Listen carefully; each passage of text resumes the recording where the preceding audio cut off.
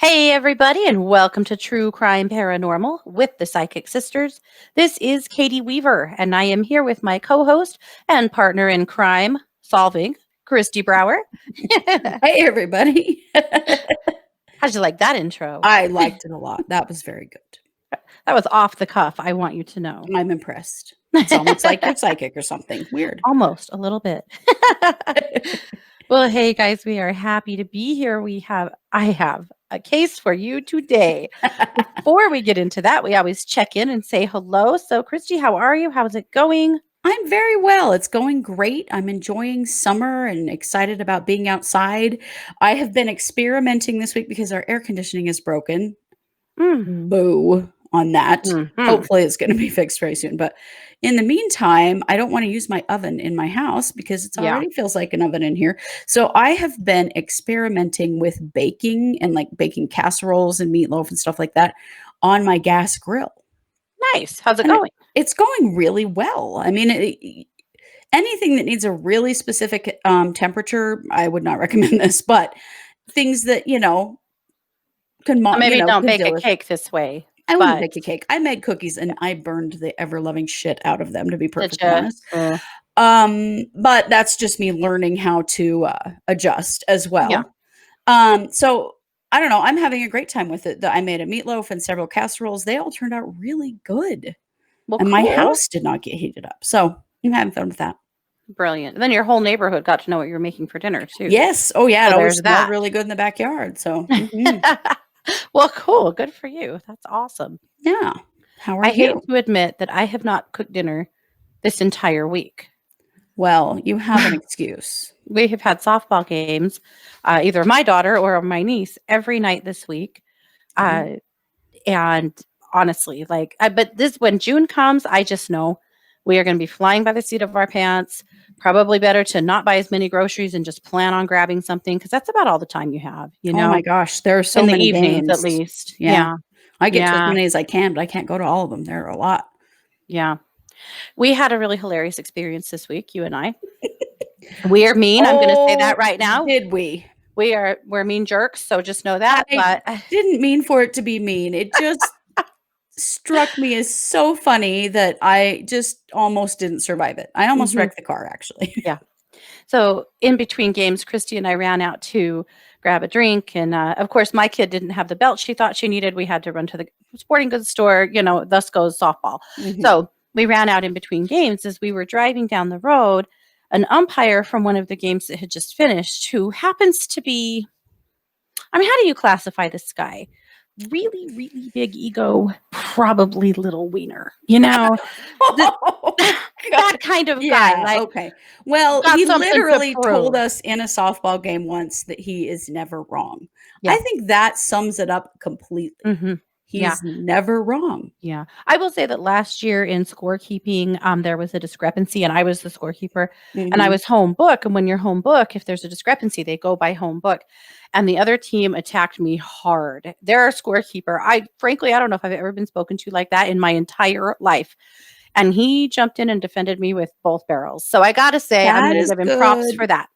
But he's one of those umps he wasn't wrong in that situation. So true. Maybe he is never wrong. He's one of those umps, though, that when the game starts, you're like, oh, uh-oh. Yeah. Uh-oh. And yet he's usually really good. But he's a frenemy for sure. One of those. So we're driving down the road and he and the other ump, they dress in quite a bit of gear. So before they can get in their car and drive away, they have to strip out of it because you couldn't drive in all of those leg pads and stuff. Oh, yeah. And he's standing there in these spandex pants. And his legs are like toothpicks, big around. Oh, yeah. And so he has these really tight, his back was to us. I'm just going to tell you guys that. You can do whatever you want with that. But these skin tight spandex pants with these little teeny toothpick legs and then a white, Under Armour tight, undershirt thing with these enormous love handles. And it was the biggest muffin top I've ever seen. Boing. And he's not a heavy guy. It was just the pressure of those incredibly tight spandex pants. It was the funniest thing I've ever seen in my life. He looked like Gru from Despicable Me. Despicable Me. Yes, Anyway, he so we're definitely mean did. jerks, and we made fun of the way someone looks, and we know that's bad, and we'll probably go to hell for that, but we laughed all the way to the store. Oh my goodness. I'm sure he just doesn't care, and he probably doesn't notice what it looks like because he's always got clothes on top of it over it. But I would just recommend that he get a new pair of spandex pants. Maybe just go up one size. That would probably solve the problem. 4. I would say 4 sizes, but that's 4 just sizes. Yeah. Yeah. Oh, it was just so Enough. the contrast of the white shirt and the black pants and the huge love handles and the teeny legs and the flat butt. Oh my God. It was hilarious. We laughed our asses off. We drove past, so it was just a snapshot, you know? Yeah, Anyway. it was just this quick moment of, oh my, Yeah. did you just see that? So we're jerks and we know it, but damn, that was funny. Oh, so funny. So there you go. So that's the kind of week we're having, but yeah, yes, it is. yeah. So our case today is a part of our Femme Fatale series of female killers. We know that the amount of female killers is much, much lower than the men, but women that kill, they be evil. Oh my goodness. Don't they though? So I am going to present a case to Kristi today. This is a cold read case. And there's some things about it that remain unknown to this day that I thought maybe you could help fill in the gaps for. So we are talking about, yes. Now I sent you a picture of her. Her name is Sharon Kinne. Okay. Sharon Kinne. We had talked in our Femme Fatale cases, we've talked before, and also about Lori Vallow, because she's one of our Femme Fatales we've been covering for a while. These are the women with the golden vaginas. You know, the women who just know they can suck men in, they can get them to do anything. This is just who they are. And I would say for sure that Sharon's probably one of those, you know, that's rocking a golden set because she looks like it. I got to admit. Yeah. She's got that got the look. Innocent girl next door look. That is going to get you every time. Yes. Well, she has had several names. I'm going to tell them to you all. I'm going to try and pronounce them, and then I'm going to tell you her story. Okay. Her name, her given name was Sharon Elizabeth Hall. She was born in 1939 in Missouri. Her married name was Sharon Elizabeth Kinney. Okay. She also went by Jeanette Pugliese and was also known in Mexico as La Pistolera. You'll find out why soon. I was going to say, I did take Spanish in high school, so I have some guesses about that, but okay. All right. Well, here's how her story goes. She was born and lived in Independence, Missouri. Kristi, there's some things about this case that are going to give you a chuckle. I'll tell you that right now. Okay. All right. Independence, Missouri, if that sounds familiar to you at all. It certainly does. When she was in junior high, they moved to Washington State briefly. When she was 15, they moved back to Independence. When she was 16, in 1956, she started dating a 22-year-old college student named James Kinney. Really fell for him. She met him at a church function, and they dated regularly until he had to go back to college. He was headed back to Provo, Utah to Brigham Young University. I knew it. I knew these were going to be Mormons. I knew it. The minute you said Independence, Missouri, I thought, Mormon case. Yeah. Unfortunately, that may have proved to be his downfall. You'll find out why. She was deeply interested in finding a partner with prospects that could take her away from Independence. She really wanted somebody who could get her the hell out of there. I have some thoughts about her family life. I'll let you fill in the gaps there if you choose to here, but she wrote a letter to James, let him know that she was pregnant. So James took leave from BYU and came home back to Independence and married her right away. This is big news, especially in 1939.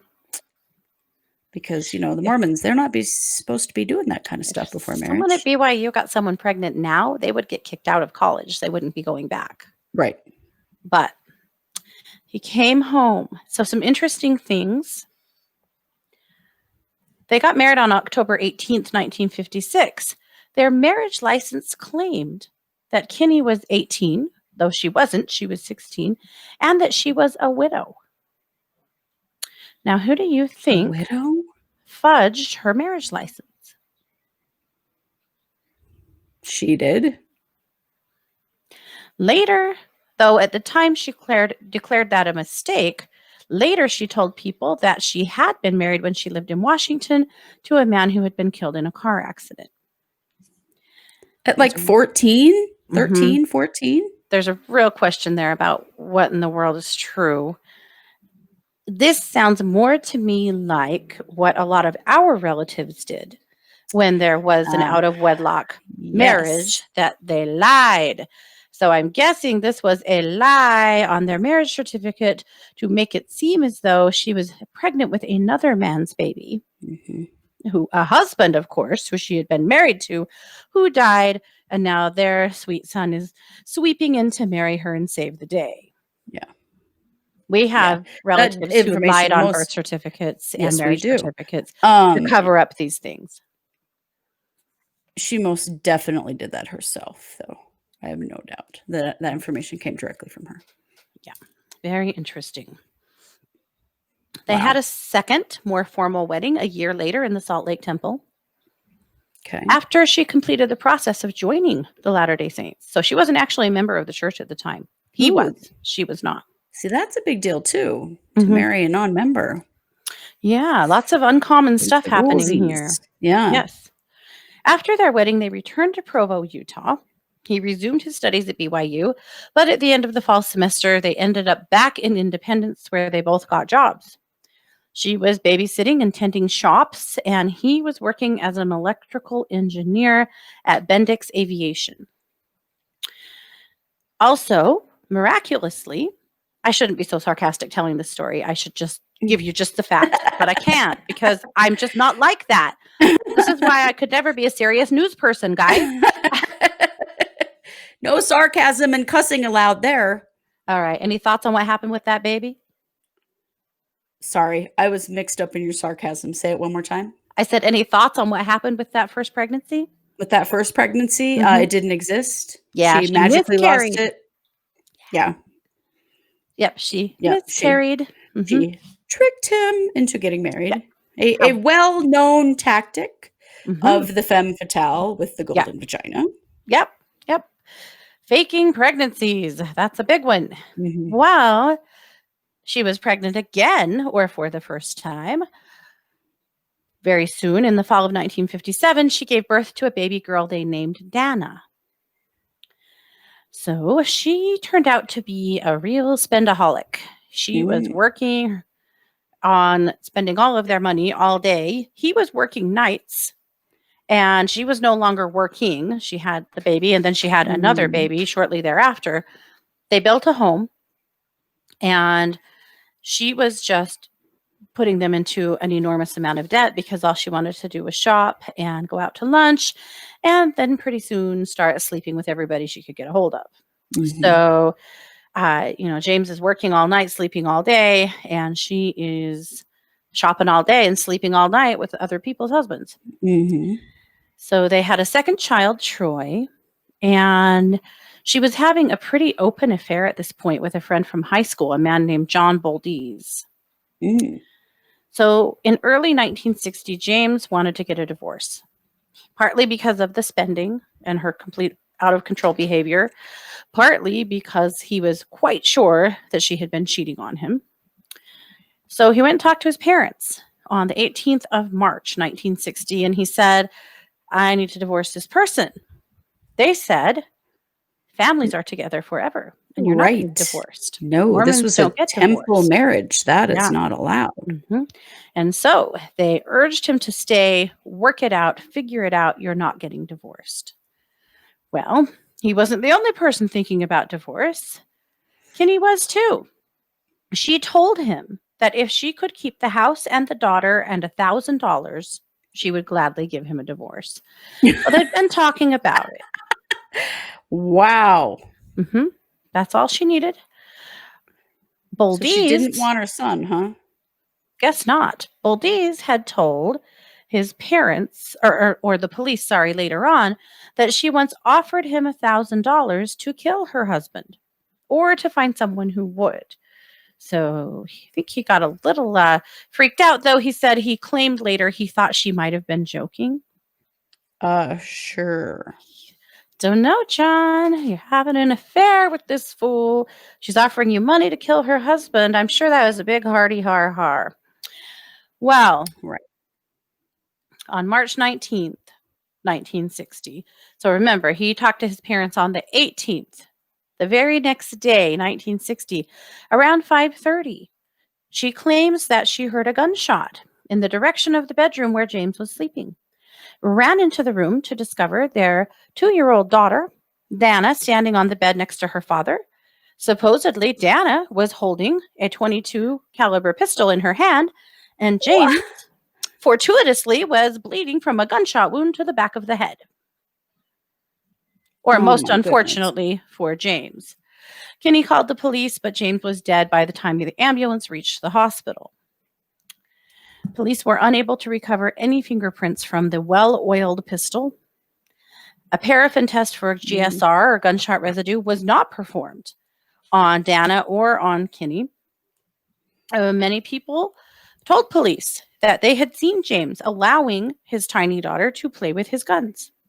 And so they didn't think that it was unheard of that she could have actually shot and killed her father on accident. They also did a test with Dana with the gun unloaded and discovered that she could indeed pull the trigger.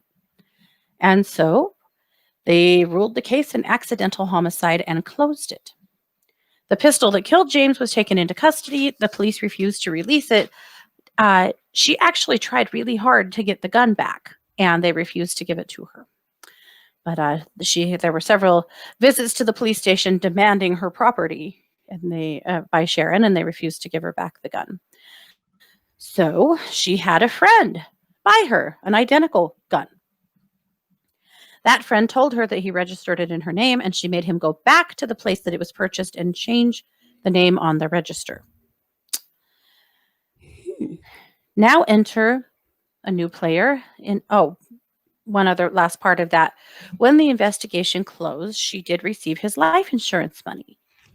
It was $29,000. That would have equated to $230,000 in today's money. It's about $250,000 worth of money in life insurance. All right. Now enter Miss Patricia Jones. Patricia Jones was married to a guy named Walter Jones, her high school sweetheart. He had been in the Marines. When he was discharged, they moved with their 2 children, most unfortunately for them, to guess where? Independence, Missouri. Same town. Yeah. Yep. She worked for the IRS. Her husband was a car salesman. Well, one day on April 18th, so exactly 1 month after her husband died, Miss Sharon pulls up in there to buy a fancy new car with some of her life insurance money. And, the golden vagina shone brightly, and she managed to enter into a relationship with Walter. Well, they dated for a little while. She really wanted him to leave his wife and become her husband. He was making money. All was well. He was handsome. This is what she wanted. And up to this point, Sharon got what Sharon wanted. Right. Well, he didn't really want to do that. He decided that he wasn't going to leave his wife. So guess what happened? Sharon got pregnant. Oh my gosh. How she's so conveniently fertile at just the right times. I know her. She's really good at that. Well, she thought this would be her key, that he would then leave his wife. Instead, he ended the relationship and told her to never contact him again. Maybe he was a little more savvy than James. Maybe. Feeling quite heartbroken by the whole thing, Sharon did what any femme fatale would do. She called out to his wife and told her that her husband, Walter, was having an affair with Sharon's sister. and asked if they could meet up so that she could share with her the details. You know, being the good friend that she was. Oh my gosh. Yes. So she says that she met with Patricia that evening to discuss the matter further and then dropped her off near their home, the Joneses' home. Mm. Well, as you might imagine, she never made it home. Yeah. And the next day, her husband filed a missing persons report and started talking to people, just, frantically calling friends and family to see if anyone had seen his wife. Well, he got a lead when he talked to one of Patricia's friends who carpooled to work with her. They told her that Patricia reported receiving a phone call that day from an unnamed woman who wanted to meet with her. She asked the carpool driver to drop her off on a street corner in Independence, which he had done. The occupants had seen a woman waiting for Patricia in another car but did not recognize her. Guess who did? Yeah. Yeah, Walter. Dumb Walter. Yeah. Yeah. Dumb Walter. Yeah. Dumb Walter. They provided a description, and he knew what was happening. So he called her. He called her up on the phone, and she admitted to him that she had seen Patricia that day, that she met her to tell her about their affair. She told Walter that she had last seen Patricia when she dropped her off near their home, and that she had been speaking to an unknown man in a green 1957 Ford. Isn't that interesting? Isn't that interesting? How convenient. The blaming someone else. The affair was with her sister. Someone in this car. Yeah.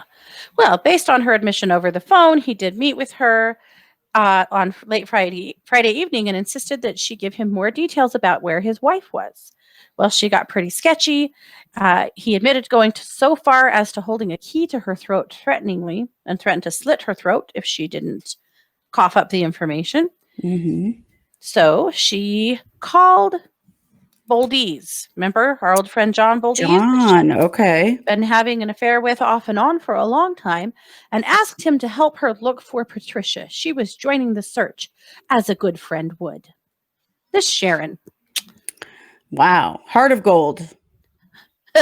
Something. Such a sweetheart. So then they go on a search. Well, shortly before midnight, guess what? They find Patricia. Sharon the hero and John the cheating dumbass find Patricia's body. How convenient. In the woods. And wasn't that fortuitous? Right. Well, she'd been shot by 4 times by a 22 caliber pistol. 22 caliber pistol, of course. Yes. Yes, she was. Well, the police thought that they might be smelling a bit of a rat. Well, it took them long enough, didn't it? I think so. So they arrested her.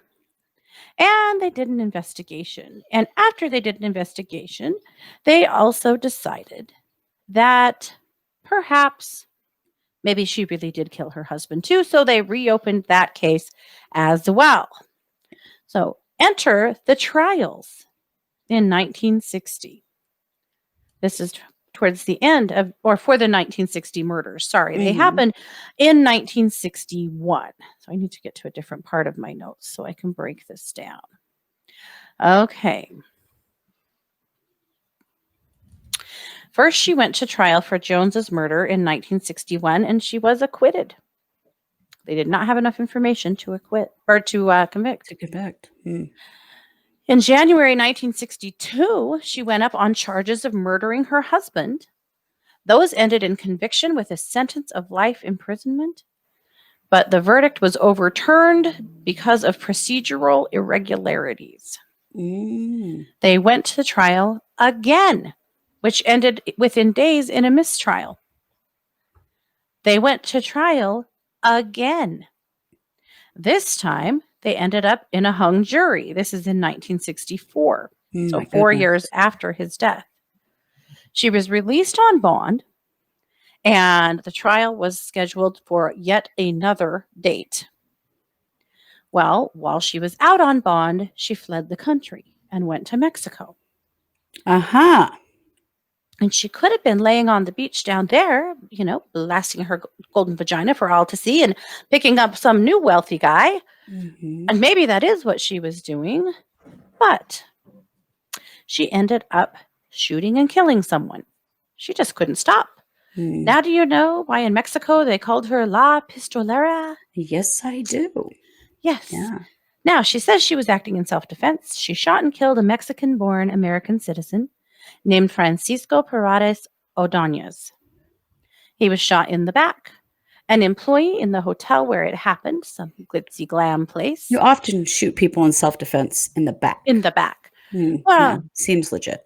For sure. Well, the employee came running because of sounds of gunshots. They were also wounded, but did survive. Investigations into the shootings showed that Ordonez was shot with the same weapon that killed Jones. Mm-hmm. So authorities and have now essentially the same weapon that killed James. James had enough of her shit, and they convicted her in October 1965 of the Mexican crimes. So I mean, from 1960 to 1965, she has shot and killed 3 people, and wounded a fourth. And those are only the ones we know about. Right. And has been to court many, many times and gotten out of it until now. Now, interestingly, in Mexico, I don't know what the charge was, but she was only sentenced to 10 years in prison. But after the case went to a judicial review, they tacked 3 more years on. So she was sentenced to 13 years in prison. Wow. Well, she served 4 years.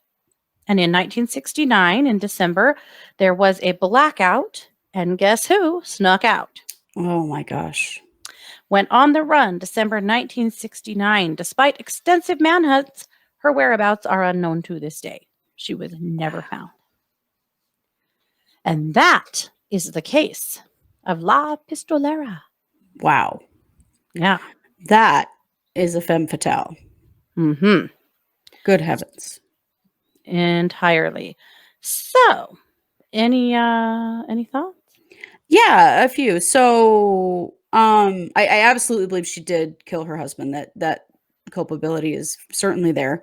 She took advantage her of the 2-year-old fact, daughter. and trained her 2-year-old daughter. That culpability is definitely there, and she just took advantage of that.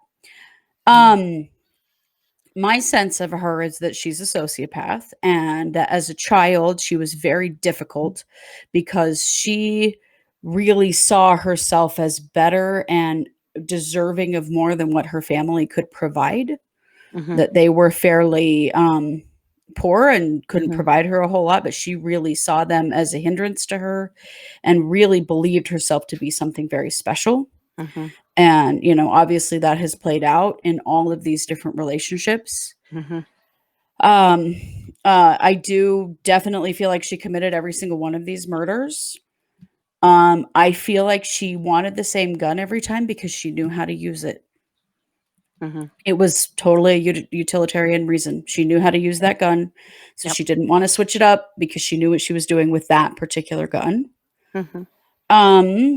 With the gentleman in Mexico, I feel like she tried to run her game on him and he saw right through her and didn't buy it. And her only recourse was to kill him because she gets what she wants. I do feel that she fled to South America. I feel she went south when she escaped from prison, and that she, learned a bit from being too conspicuous when she went to Mexico the first time, or that time that she went to Mexico, that she learned from that and became much less conspicuous. But I don't think that this was the last murder that she committed. I do feel that she continued to do these very same things, but she got far enough away from the United States and Mexico that no one would know who she was. So she got deeper, like into Latin America. Yeah. That is exactly what my take was. Exactly. Yeah. And that she's, been making her way through sugar daddies ever since. I do feel like she has killed again since that happened. I feel like that is the only 80 thing. years old. Yeah. She would be nearly 80 years old now. Do you think she's still living or not? I do. She feels still living to me. I do feel she's mellowed a bit and has managed to amass quite a bit of wealth with murdering a couple of husbands, and isn't so much looking for anyone to take care of her anymore that she's in a position to be able to do that. But my impression of her is that she literally, when she doesn't get her way, the only thing she knows to do is kill the person to get them out of her way. Definite sociopath. Yeah. Wow. Didn't give one damn about her children. No. That she left behind. Yeah. Yep. No. I actually feel like his parents ended up with their children and raised them. I'd agree with that. Yeah. I mean, you would frame your 2-year-old child for the death of their father. I mean, come on. Holy shit. Yeah. Yeah, it is quite the story, quite the deal. But I do feel like it was, there are lots of questions around sociopaths and psychopaths. Are they born? Are they created? And I think all of the above is true. I feel like she was born. I feel like she came into the world like that and came into the world with, expectations that her family could not supply to her. I feel like she came into the world with no empathy and did everything she possibly could to further herself with really no thought for anyone else. Definitely. Yeah. Really, woe be unto anybody who had to encounter this person. I also feel like when she killed Patricia, that she thought Walter would come running to her. That she thought that would draw him in. He would come running to her for comfort and support, and that she could be the big hero. And that he would be glad Patricia was gone. Yes. He would confide in her, that he was just grateful this was over and Patricia was gone. Exactly. Yeah. And that just wasn't the case. He started to see through her. And when he said he didn't want to be with her and he did want his wife back, it was true. But she couldn't process that. Like, she did not have the ability to see that a man would not want her. Right. Totally. Whatever happened to John? Did it say? Was he ever... Never charged or anything. No. I do feel that he was involved after the fact with Patricia's murder. I do feel that he helped her dispose of that body, that when they went and found it, that he already knew about it and that he knew where it was, that she had his help with that he was kind of her little puppy dog, and that he would do whatever she wanted. So I don't feel like he participated in Patricia's murder or James's murder, but I do feel he knew about them, and I do feel that he attempted to help her hide that body to protect her. Yeah, agreed entirely. I feel like they had helped each other out in various ways throughout the years, and so there was just kind of an unspoken agreement there that he would do that for her, for sure. Oh, definitely. Yeah. However, I do feel like she spun him a yarn too about what happened. Of course, it was. But he was glad to accept whatever it was. Yeah, totally. That was no problem for him. He was always glad to accept whatever story she told, and he was very much under her spell. Yeah. Okay. Well, there you have it. So with these Femme Fatale segments, some of them will show up on our YouTube channel. Some of them will only be additional content for our patrons. And that's one fun thing to know about our Patreon account. If you become a patron, and you just do that by going over to Patreon and looking for True Crime Paranormal with the Psychic Sisters. And there's all these different levels of sponsorship. It's a little extra money to help us keep our channel going and keep our work going. And we appreciate our patrons like I can't even tell you. So much. But if you become a patron, then you get extra content that nobody else gets. And so we have several cases over there that, the public has never seen and won't ever see from us. And some of our Femme Fatale segments go there and some of them go on YouTube. And so, if you're seeing this one and you're not a patron, then know that there's others that, if you're interested in this genre, that you could maybe get if you're, a patron. That's all. It's true. That's my little plug.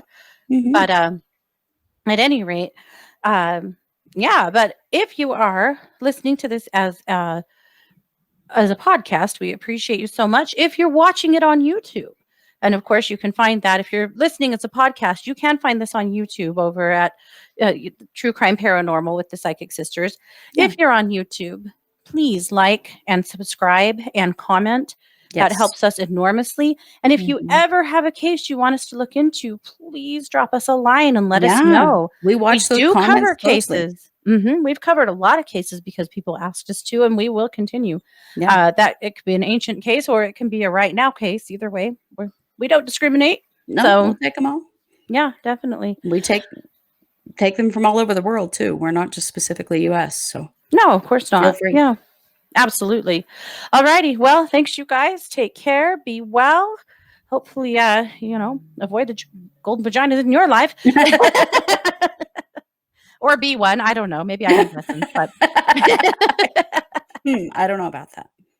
you guys take care. I'm sure we'll be back with Bye. something new very soon. Yes.